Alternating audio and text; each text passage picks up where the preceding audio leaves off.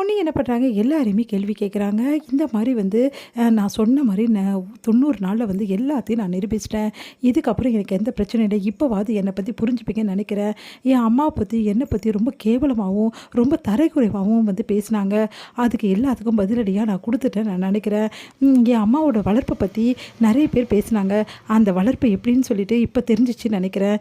நான் அப்படிப்பட்ட கிடையாது அப்படின்னு சொல்லிட்டு, தப்பானவ இல்ல அப்படின்னு சொல்லிட்டு நான் நிரூபிச்சுட்டேன். இது போதும்னு உங்க எல்லாருக்கும் நான் நெனைக்கிறேன். இல்லம்மா அப்படிலாம் நாங்க நெனைக்கலம்மா அப்படின்னு சொல்றாங்க. அவ என்னதான் சொல்றா அப்படின்னு சொல்லிட்டு ஜெயா வந்து அப்படியே பார்க்குறாங்க. பார்த்துட்டோன்னே, இங்க பாருங்க, நான் சொன்ன மாரி நிரூபிச்சுட்டேன். அதே மாரி நான் சொன்ன மாரி நான் கிளம்பிடுறேன் அப்படின்னோனே எல்லாம் அதிர்ச்சி அடைகிறாங்க. இப்படியெல்லாம் பண்ற? சொன்னா கேளும்மா, இங்கேயே இரும்மா. எதுக்காகம்மா போணும் வீட்ட விட்டு? இந்த வீட்டு மருமகம்மா நீ அப்படின்னு சொல்லி சந்திரசேகர் சொல்றாரு. மாமா என்னை மன்னிச்சிடுங்க மாமா. நான் சொன்ன சொல்லேருந்து என்னைக்குமே தவறுனது கிடையாது. அதனால இப்ப நான் தவறக்கூடாதுன்னு நான் நினைக்கிறேன் அப்படின்றாங்க. பவானி எல்லாருமே வந்து மன்னிப்பு கேட்டு மறுபடியும் இருக்க சொல்லி வம்பு பண்றாங்க. அக்கா ப்ளீஸ்க்கா, எனக்கு என் தன்மானம் ரொம்ப முக்கியம்க்கா. என் சுயமரியாதை ரொம்ப முக்கியம். என் சுயமரியாதைக்காக நான் இந்த வீட்டை விட்டு போய் தான்க்கா ஆகணும். தப்பா நினைக்காதீங்க அப்படின்றாங்க. எல்லாருமே கெஞ்சுறாங்க. பொன்னி அதை கேட்காம வந்து எல்லாம் வந்து அவங்களோட லக்கேஜ் எல்லாமே எடுத்துக்கிட்டு கிளம்புறாங்க. இதை பார்த்துட்டு அப்படியே வந்து ஜெயா நிற்கிறாங்க. ஜெயா நீ சொன்னால் கண்டிப்பாக கேட்பா ஜெயவா, சொல்லு ஜெயா அப்படின்னு சொன்னோன்னே ஜெயா அப்படியே நிற்கிறத பார்த்து எல்லாம் அதிர்ச்சி அடைகிறாங்க. பொன்னி வந்து நான் கிளம்புறேன் அப்படின்னு சொல்லிட்டு கிளம்புறாங்க. உடனே சக்தி வந்து ப்ளீஸ் பொன்னி போகாத பொன்னி, சொன்னால் கேளு பொன்னி, ஏன் பொன்னி இப்படிலாம் பண்ணுற அப்படின்றாரு. விளக்குங்க சக்தி, எனக்கு வேலை இருக்குது, நான் கிளம்புறேன் அப்படின்னு சொல்லிட்டு போயிட்டே இருக்காங்க. என்னை விடுங்கன்றாங்க. இங்கே வந்து ஜெயா அப்படியே மயக்கடிச்சு அதை பார்த்துட்டு அப்படியே விழுந்துடுறாங்க. எல்லாருமே அதிர்ச்சி அடைகிறாங்க. ஜெயா அப்படின்னு சொல்லிட்டு ஓடி போகிறாங்க.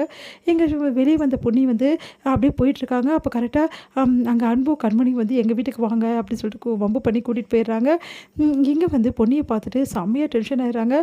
ஆல்ரெடி வந்து ஸ்வேதாவும் வந்து மயூரியும் மயூரி இந்த பொண்ணு இங்கே இருக்கக்கூடாது அப்படின்றாங்க. ஆனால் வந்து அன்பு வந்து இவங்க இங்கே தான் இருப்பாங்க, நான் நம்பி கூட்டின்னு வந்திருக்கேன், என்ன நம்பி வந்திருக்காங்க, அதனால் அவங்க இங்கே தான் இருப்பாங்க, இது என்னோட முடிவு. பாட்டி என் முடிவுக்கு நீங்கள் வந்து எதுவும் சொல்ல மாட்டீங்கன்னு நினைக்கிறேன் அப்படின்னோடனே, சரி அன்புக்கு விருப்பம் இருக்குது, அதனால் அவள் இங்கே இருக்கட்டும், ஆனால் கொஞ்சம் நாளே அவள் போயிடணும் அப்படின்னு சொல்லிட்டு பாட்டி சொல்லிடுறாங்க. எங்கள் பொன்னியோட கதையெல்லாம் கேட்டு மனசு கஷ்டப்படுறாங்க நம்ம சிவகாமி. நீ கவலைப்படாதம்மா, எல்லாவும் சரியாயிடும், எனக்கு கண்மணி எப்படியோ அப்படிதான் நீயும் அப்படின்னு சொல்லிட்டு அப்படியே வந்து கட்டி பிடிச்சிக்கிறாங்க. அடுத்து அவங்கள பார்த்து கவனிச்சுக்கிறாங்க. பொன்னியும் ரொம்ப சந்தோஷமாக இருக்காங்க.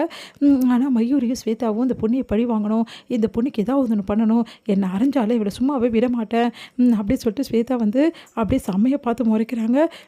உடனே வந்து இவங்களை எப்படியாவது வெளியே அனுப்பணும்னு சொல்லிட்டு நிறைய பிளான்லாம் போட்டுட்ருக்காங்க.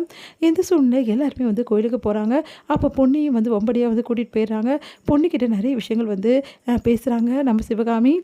எல்லாத்தையுமே கேட்டு ஒன்றை மாதிரி ஒரு பொண்ணை நான் பார்த்ததே இல்லைம்மா, எவ்வளோ நல்ல பொண்ணு, ஓ வாழ்க்கை இப்படி ஆயிடுச்சுன்னு கவலைப்படாதம்மா, அந்த அம்மன் வந்து உன்னை காப்பாற்றுவா அப்படின்னு சொல்கிறாங்க. அதன்படி வந்து நம்ம சக்தி வந்து அங்கே வராரு. சக்தியை பார்த்தோன்னா அதிர்ச்சி அடைகிறாங்க. நீங்கள் எதுக்கு இங்கே வந்தீங்க அப்படி சொல்லிட்டு பொண்ணு செம்மையாக கத்துறாங்க.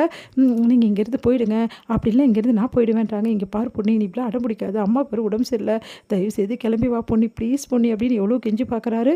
ஆனால் பொண்ணு வந்து நான் வர முடியாதுன்னு சொல்கிறாங்க. எல்லாருமே பொண்ணையை சமாதானப்படுத்துகிறாங்க. அடுத்து வந்து சக்தி சொல்கிறாரு, நீ எப்போ வரியோ, எந்த நிமிஷம் வரியோ அந்த நிமிஷம் வந்து நான் வீட்டுக்கு போவேன், அது வரைக்கும் நான் இங்கே தான் இருப்பேன் பொண்ணு, நீ எங்கே போனாலும் சரி உன் கூட தான் நான் இருப்பேன் அப்படின்னு சொல்லிட்டு சொல்லிடுறாரு. அதை கேட்டு எல்லாருமே அதிர்ச்சி அடைகிறாங்க. பொண்ணு வந்து ஏங்க இப்படி பண்ணுறீங்க அப்படின்றாங்க. சக்தியும் இங்கேயே இருக்கட்டும், ஒன்றும் பிரச்சனை இல்லை அப்படின்னு சொல்லிட்டு அன்பு வந்து சொல்கிறாரு. இங்கே பாருங்கள் சக்தி, நீங்கள் கவலைப்படாதீங்க, பொண்ணியை சமாதானப்படுத்தி உங்கள் கூட சேர்த்து வைக்கிறது எங்கள் 2 பேரோட பொறுப்பு அப்படின்னு சொல்லிட்டு கண்மணியும் அன்பும் அவருக்கு வாக்கு கொடுக்குறாங்க. உடனே வந்து நிச்சயமாலே பொண்ணு என் கூட சேருவாளா, என் கூட வருவாளா, எனக்கு நம்பிக்கை இல்லை, எனக்கு ரொம்ப பயமாக இருக்குது அப்படின்னு சொல்லிட்டு சக்தி சொல்கிறாரு. நீ கவலைப்படாதீங்க, கண்டிப்பாக உங்கள் கூட பொண்ணை நாங்கள் அனுப்பிச்சி வைக்கிறோம், நீங்கள் 2 பேரும் கூடி சீக்கிரம் சேர்ந்து வாழ்வீங்க அப்படின்னு சொல்லிட்டு நம்பிக்கையாக சொல்கிறாங்க. சக்தி நிம்மதி அடைகிறார்.